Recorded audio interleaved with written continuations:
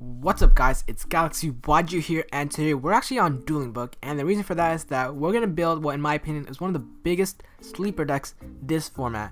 With the new ban list in effect, I actually think that many decks got hit to a good extent really, except for Thunder Dragons, which are very oppressive, and aside from that, I actually think that this format is going to be diverse, and for that reason today we're actually going to build, in my opinion, a very powerful deck, which is Burning Abyss. Burning Abyss, in my opinion, are a fantastic deck. They can fit in a ton of hand traps, which are pretty much mandatory this format with Thunder Dragon still lying around, so you really don't want to get negated a ton. So they can fit a ton of hand traps. They're very resilient. They can play a lot of cards that float in the graveyard, so that can be very annoying for a lot of players to deal with. And just overall, they're a very powerful deck, and with the new Burning Abyss Link monster, I think that definitely boosts the deck's consistency, and because of that, we're going to build Burning Abyss today. So without further ado, let's get into the building. So first of all, we're going to search up some of the Burning Abyss cards that are accessible on Dueling Book, and there's just a lot of arrays, so we're just going to go one by one. So I think that Alex is a no-brainer. Alex is a very cool and very sweet card in my opinion. Being able to simply negate a monster definitely can come up, so using this to negate a Thunder Dragon, for example, would actually be very nice, since the Thunder Dragon are very resilient, and the Thunder Fusion monster, the Colossus, has an effect that protects itself, so Alex is definitely a very good card. Barber is a very good card for closing out games, so that doesn't need much explaining. Calcap, I'm actually going to play this card at 2 because there's a lot of very strong back row cards, and I think that Calcap is actually very necessary in this format for that reason. Cherubini, this card is pretty much mandatory, especially since this is the only Burning Abyss Link monster, so we're going to play 2 copies of it. I really don't see myself going into a 3rd copy. Sears, a no-brainer. Dante Pilgrim, I'm going to play this because we are going to play Beatrice, so there's that. We're going to play 2 Dante. I mean, I don't really need to explain Dante, and I don't think that we need 3 copies. We realistically won't need to make that many. Dragon, we're going to skip over. Farfa is an insane card, so we're going to have to max ourselves on that. So Fire Lake, now we're getting into the Spells and Trap, and as you guys can probably guess, I'm actually not going to play any Spells and Trap, and that's because Light of Sekka is far too invaluable.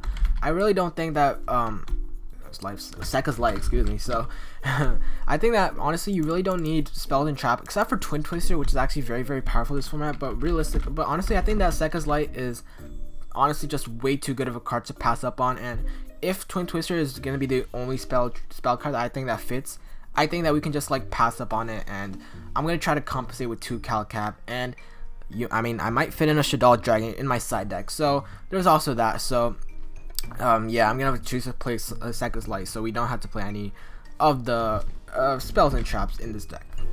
So moving on, we're gonna play 1 Graph for sure. Now Libic is a very interesting one. People choose to play 2 copies. Some people play 3 copies, which is pretty insane. Honestly, it's probably a toss-up because Libic definitely can conflict depending on what types of cards you play. But for now, I'm gonna play 1 copy of it. Rubik is an interesting one. Obviously, it lets you make the synchro, but I'm gonna actually pass up on Rubik. I really don't think that Virgil is that great of a card. 3 Scom for sure is definitely a no-brainer. So honestly, that's gonna pretty much be the Burning Abyss cards that I choose. So that's pretty solid. So I mean, just adding on to some supplements monsters, we're definitely gonna have to play Tour Guide. This is obviously a no-brainer as well as Rhino Warrior. The Phoenix Rhino Warrior is a very strong card, pretty much acting as a substitute for any Burning Abyss monster. So we're just gonna quickly clean up our deck. So we're gonna have 3 Rhino, 3 Skarm, and 3 Farfa as the best cards in our deck. Well, I guess Seer and Graph are probably stronger, but we can only play them at 1. So yeah, this is pretty much how our Burning Abyss lineup is gonna look like. So now moving on to some more cards, I think that the logical next step is to incorporate hand traps, and the first one is certainly gonna be Ash Blossom, just a very powerful card. And in this format, I actually think that Cypherm Gear Gamma is insane. Cypherm Gear Gamma. And the reason for that is because just being able to destroy, for example, if your opponent uses a Saryuja and you Gamma them, that's insane value. And it's better than Effect Veiler, because with Effect Veiler, they still keep the monster, and the fact that they still have access to Saryuja is still like, it kind of sucks compared to Gamma, which destroys the monster, so they no longer have access to this arrow. So even though Gamma is kind of a brick, I actually really don't mind this, and I'm definitely going to be looking forward to incorporating this engine. And I'm actually going to include the Cyphering Link monsters. So the reason for that is because obviously once you do have monsters, it does get really annoying. So I think that Lambda probably could go in this deck. I mean, it's very generic, so if I do happen to have Gamma, I can just freely summon Lambda, and the fact that I have Gamma in my hand would like be insane since it allows me to disrupt them even when I do control monsters. So I'm gonna play the Cyclone Lord Lambda. Call me crazy, but honestly, I think that would actually be a very, very sweet sort of tech option in some regards. So some other hand traps, I guess that we could play Effect Veiler. Effect Veiler is still a very strong card. Orcus still technically is viable, so negating their Mermaid definitely makes sense as well. So pretty much I'm gonna play Gamma and Effect Veiler. So, but honestly, I think that monster negations are very, very powerful in this format. So playing both of these is, in my opinion, a very good choice. I'm also gonna choose to play Ghost Reaper, Ghost Ogre, excuse me, and Snow Rabbit. So Ghost Ogre is very, very powerful against Sky Striker since they still have one multi-roll, but once you do pop the multi-roll, it's over for them. So Ghost Ogre, in my opinion, is actually going to be a very, very solid card. So I'm going to choose to play 2 copies of it, and we are running out of deck space, so we might have to cut some cards later on, but we're just going to keep going on. So we have 11 hand traps, in my opinion, so I think that would actually be, I think that's a pretty fair hand trap count. Now moving on to some other cards we can include. What am I missing? I know I'm definitely missing something. So obviously we don't play any more spells and traps, but we could choose to play the Danger package, but honestly I don't think that's a very you know what, I'm gonna choose to play Dangers, the Tsuchinoka as well as the Jackalope. I actually really like this sort of package because it basically means that if your tour guide gets hit, you can pretty much summon these without any trouble. So I'm gonna test these out. I'm also gonna use Blackluster Soldier. I think that Blackluster Soldier is also an insane card. I'm gonna play 2 copies of it. I could have played 3 because Life Cycle does shuffle it, but I really don't want to see Blackluster Soldier in my opening hand. So 2 is probably a good amount. So yeah, these are gonna be probably our non-Burning Abyss monsters. And for the last 2 cards in our deck, there's a lot of things we can choose from. Dang.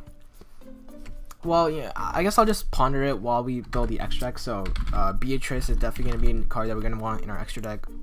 The Nightmare package as well.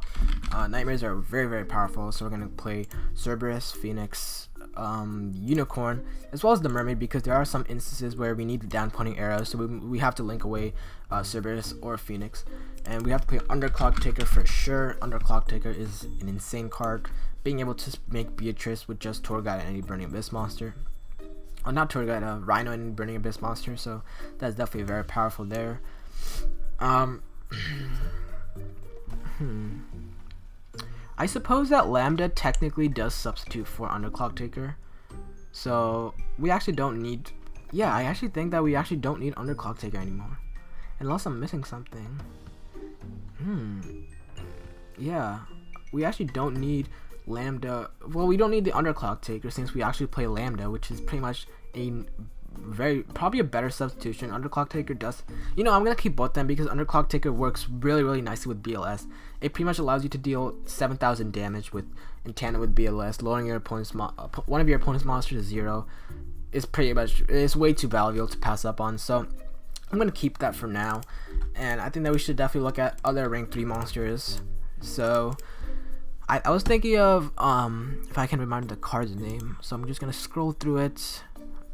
Yeah, this card. Darius is actually a very, very underrated card. This card can run over Borlo Dragon, which this deck has a lot of trouble running over Borlo Dragon, so I'm definitely going to include that. And I was also thinking about incorporating Breaksword. Breaksword is also a very good card. A rank 3 Scrap Dragon is also just insane in my opinion. And I think that we should definitely include a power card. So Borlo Dragon, in my opinion, is going to be our power card.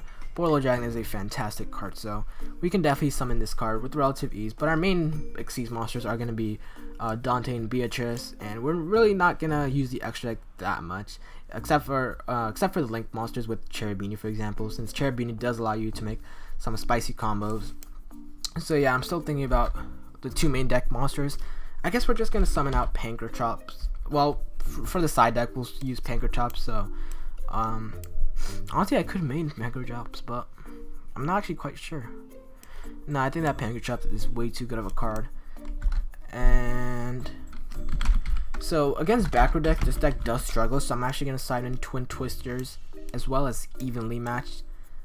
So I don't know, call me crazy, but I think that some games we might just need to side out the Light of Sekka, so we're going to also include Evenly Matched in our side deck.